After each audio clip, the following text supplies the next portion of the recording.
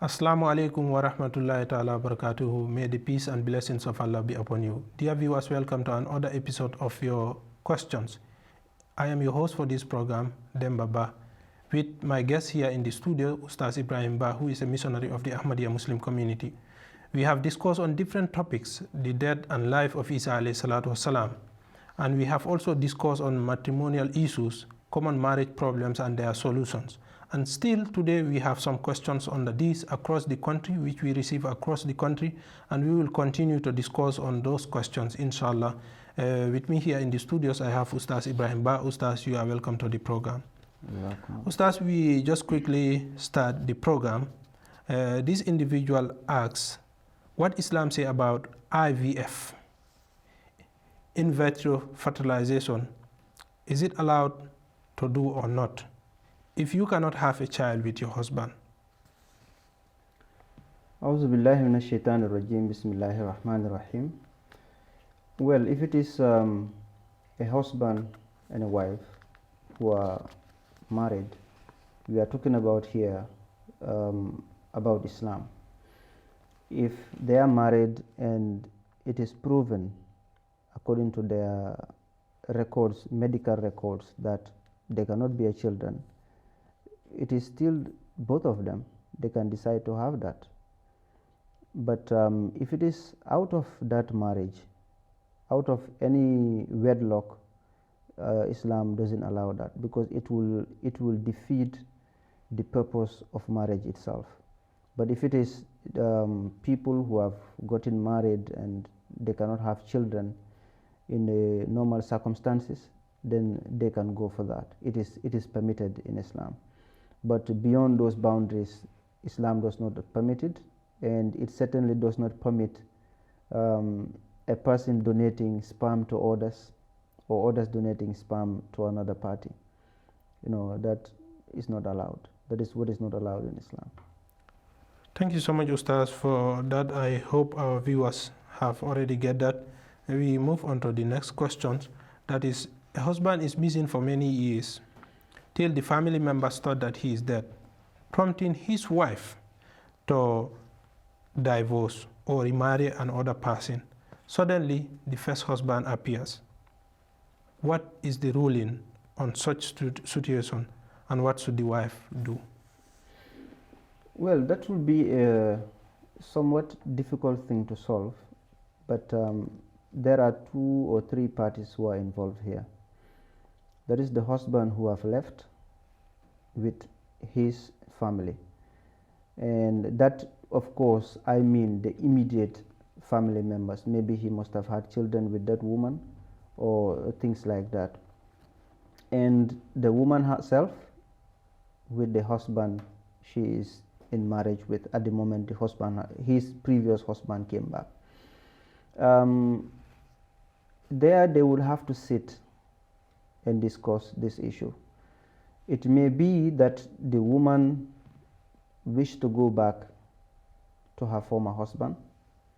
It may be that she wished to stay with the husband who she is married to at that particular time. But in all, it depends on their discussion, what they discussed and what they agreed, whether the woman would come back to her husband or whether she would continue with the new husband she was having. But in any case, in fact, a husband, let's say in this time and age, before it used to happen, people might go out to other countries, and before they would get contacts with people back home, it may take them years. That was understood in those times. But in this time we live, there is no excuse for anybody, until and unless maybe you were held in jail. That's the only thing that should stop you from contacting people at home.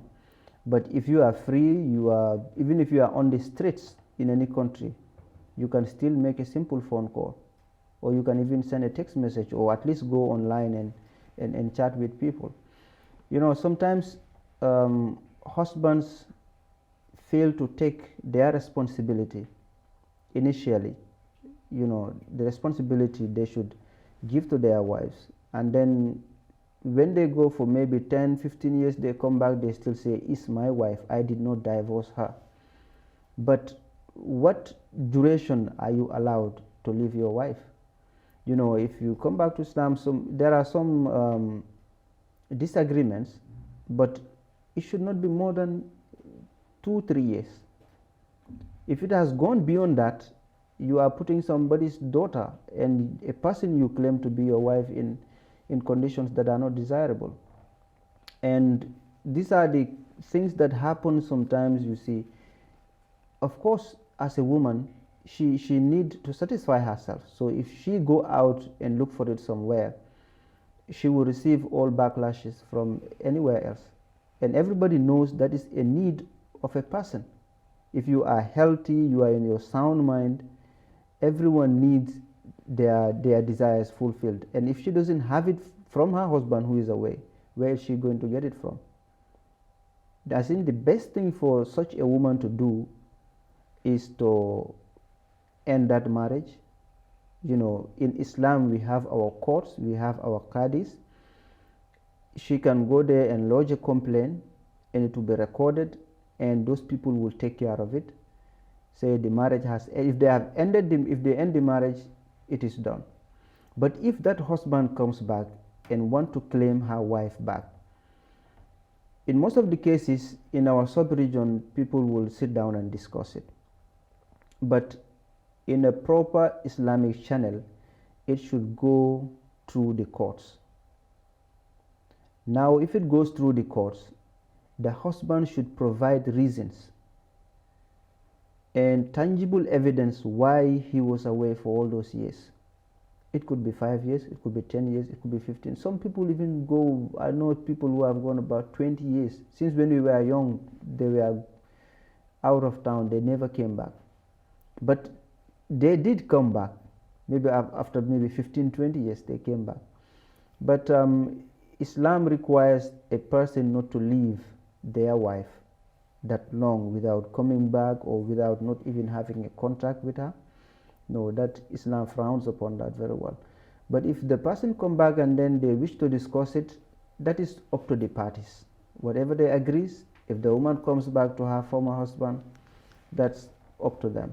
If she want to continue with her current husband, that is up to them. But in any case, they have to discuss it as a family, or if not, then they will take it to the courts. And whatever the court, the Islamic Sharia court decides, that is what is going to be implemented. You know, whether there is a party who hates it or likes it, that is what is going to be implemented.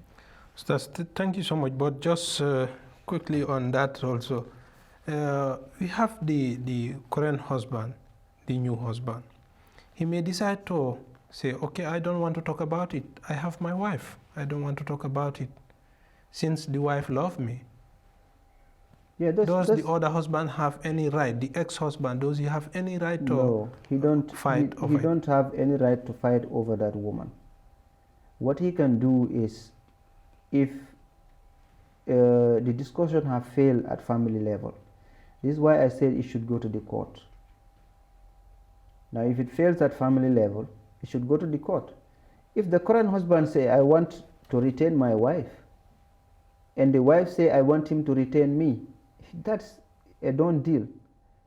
But if he want to retain her wife and she want to go, it depends on the decision of the court, and all that might be based on the evidence that the former husband has brought to them to indicate that this and this and this is why he was delayed and he could not have any communication with the people at home for them to know he is alive and not dead.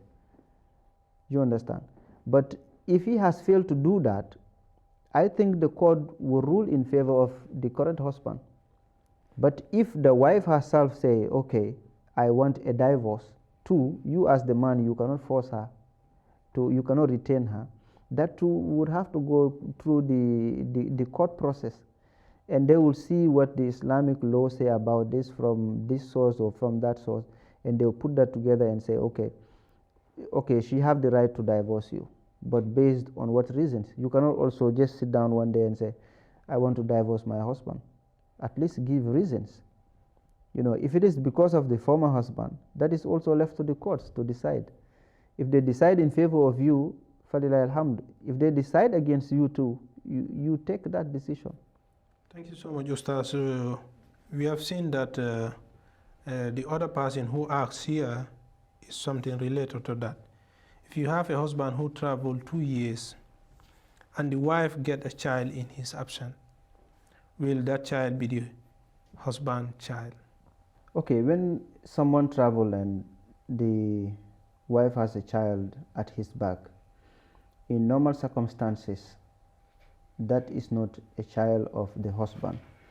Even if the husband comes back home and decide not to divorce the wife and decide as well to live with that child, it could be an adopted child, but it cannot be a biological child of him, because it is not.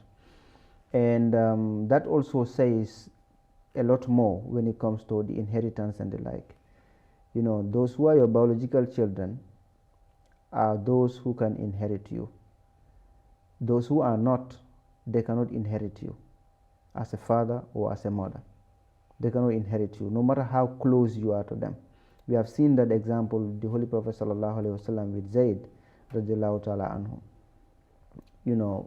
That is why Islam, because it will be other biological children of other people coming to take the rights of other children. That is why Islam does not allow it, because it's an injustice. You even have some, in those days, even before Islam came to Africa, you have people who inherit in certain ways. Like, for example, you are a father.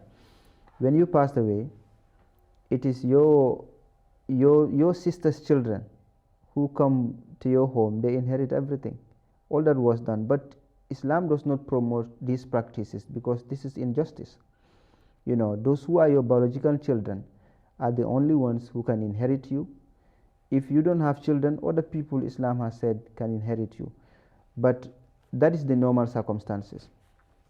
But the abnormal circumstances is other people can be pregnant for more than a year, for more than 2 years. Now, when such things like that happens, we live in an age that you can determine, who is the biological father of anybody, just through a test. Through a DNA test, it can be done to determine whether the person is the father or the mother. If that is done, then it settles everything. Thank you so much, Ustaz. We just quickly move on to the next question. The individual asks, I would like to ask if it is right for a man to use his wife to serve his parents as a means of him looking after his parents. I want to know if this measure is right, or if there is a better way. What could that be as far as the relationship between a husband and wife and in-law are concerned? Well, that let me just say, first of all, in our tradition and culture, it is something that people applaud.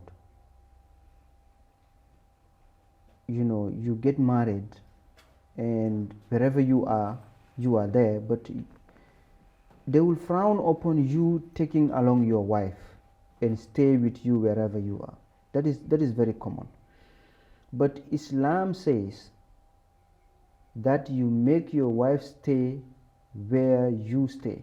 You stay with your wife. This is what Islam promotes. But it is not something that is a clear-cut injunction. It is up to you as the husband and the wife to sit down and discuss this and say, okay, they are not only your parents as the husband, they are the new parents of your wife. Even in our tradition, you get married, they will tell you, we are not your parents now. Where you are going, they are your parents. So you look after them as you look after your own parents. So if a situation like, for example, happens, you have parents who have only one male child, and he is their sole support, it is not also ideal for them to go settle somewhere else and leave their parents at home. That's not also ideal. But if it is in a situation where the parents have other people at home who can be with them and they will take care of them as those who are not there to take care of them, that is something understandable. You cannot also, cut your wife off and leave her at home, like sometimes people do. You leave her at home, you will not go there, you will not call, you leave her there 2 months, 3 months, 4 months, 5 months, up to a year, and you are in the same country. That is also not fair. But if a situation like I described before arises, then it is to the couples to sit down and discuss that.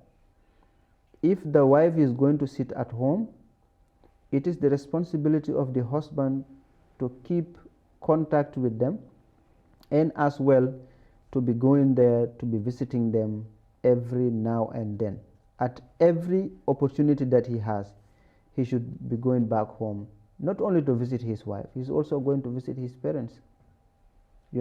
If things are like that, then that is acceptable. But if the parents have others who can take care of them,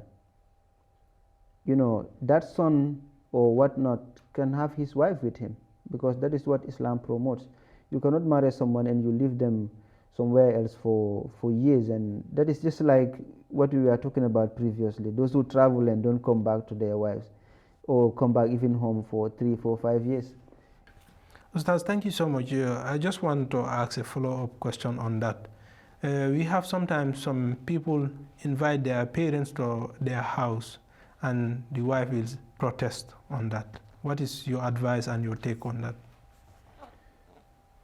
Well, I think if that happens, then you as the husband, you have a responsibility to your parents and a responsibility to your wife. Now, if your parents have nowhere else to stay and you want them to stay with you, there is nobody on the planet who should say no to that, because they are saying no to your paradise. If it is from your wife, know for certain that she is not a wife material. She is something else. But if it is, for example, you are again in your father's home and you want to bring your wife there, and she said, no, I cannot stay with your parents. To me, I'm not saying like this is what Islam teaches about this or that. I'm telling you what I think about this. Tell her to go and stay with her parents, because you shouldn't sacrifice your parents for any other thing. It is your responsibility as a person, as a human being, and a son, a good son and a daughter, to take care of your parents. And anybody who is coming into your life, or you are going into the life of any other person, their parents are your parents. Your parents are their parents. If they cannot understand that and live by that in your house or in your home, then they are not ready to be there. So that's, to me, honestly, they are not ready to be there. Because you cannot be from parents whom you are expected to take care of and know how parents are taken care of. You must have learned that from home. And you come into someone's home, you say, I don't want your mom and dad to stay with us. So where else are they going to stay? That is not acceptable at all to me. Thank you so much, Ustaz Saab. We have another question from an individual. He asks, like husband who travel and have been there for years, happen to marry a woman and not been with her, not taking good care of that woman, only that he concentrates is about the communication between them. He only do calls, communicate with the wife. Then the rest he keep on saying, I don't have money, I don't have this, I don't have that. Once I get this money, I will do this for you, do this for you. He is not, in a sense, taking good care of her. What advice do you have for me? This individual is asking. Well, it depends on how she thinks taking care of is. And it depends as well on the means and capabilities of the husband. What are the demands of this woman? Are they beyond the limits of the husband? What can the husband offer? That should be put into consideration. If she is asking for 25 and the capacity of the husband is 20, then she is taking him beyond what he can offer. And that is not right. Islam does not teach that. Islam teaches that men should provide for their families according to their means. You can provide for your wife according to your means. You cannot go beyond that.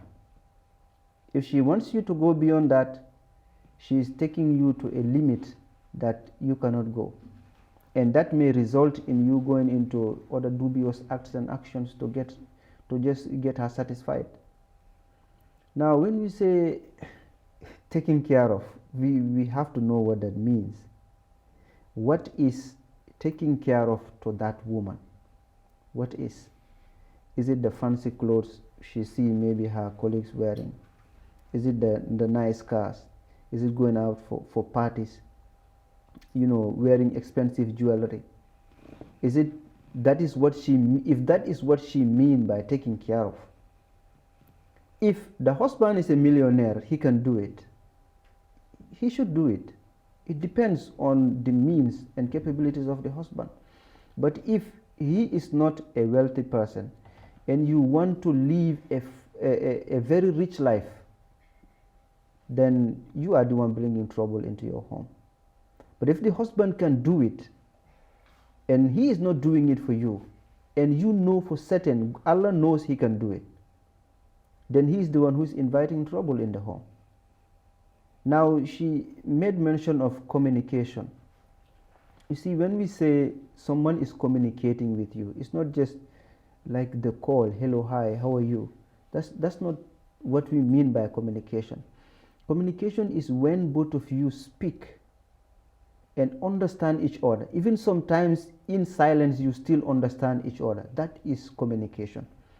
But if it is just you have a call, you speak few minutes and that's it, how are you, the family, and this and that, that's not what we mean by communication. You have to understand each other. Even when you do not speak, your eyes alone, you can see what your wife is going through, you can feel the pain. She can see what you are going through, she can feel the pain. That is communication.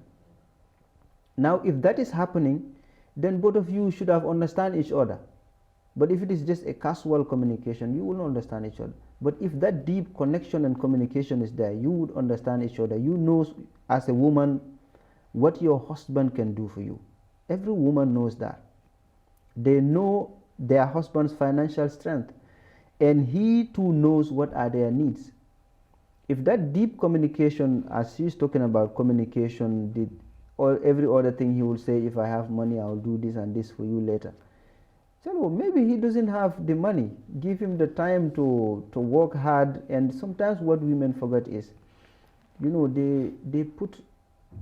sometimes they put you as a husband in pressure, and that diminish as well your performance in your struggle, in whatever you do, because it's like draining you mentally. Sometimes in most cases women like living a life of wealthy people. Women like that, they like showing off their life, being cared for. But even as a woman, sometimes you go to the extent, you try to do things for yourself. You don't have to entirely depend on your husband, especially if you know that there are things you will want he cannot do that for you. Then you try ways out legally, doing things for yourself, or maybe even for your husband, who knows. Ustaz, thank you so much. We have another question from an individual. He or she is asking, is it right to marry your girlfriend whom you dated for a long time or before? Why not? You are the match of that girl, and she is your match. You are the both of you are the perfect match. You should go together. Thank you. Thank you so much. And indeed, both of them are perfect together. We have another question. The individual asks, is there any specific number of times a husband and a wife can have intercourse within 24 hours in Islam? You know, Islam, according to the Holy Quran, it has given us 3 specific times. The Quran called them thalatha awratil lakum. The 3 specific times for privacy.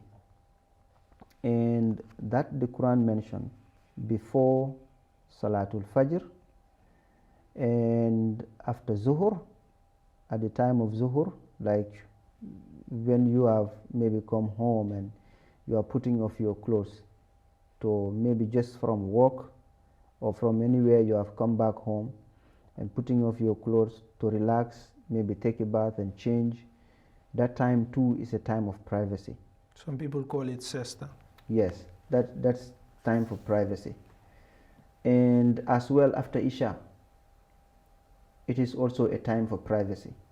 And that may even extend to the other time of privacy, that is before Fajr. So you see, the Quran have given us 3. But the people are not the same. Everyone have their own capabilities. The people are not the same.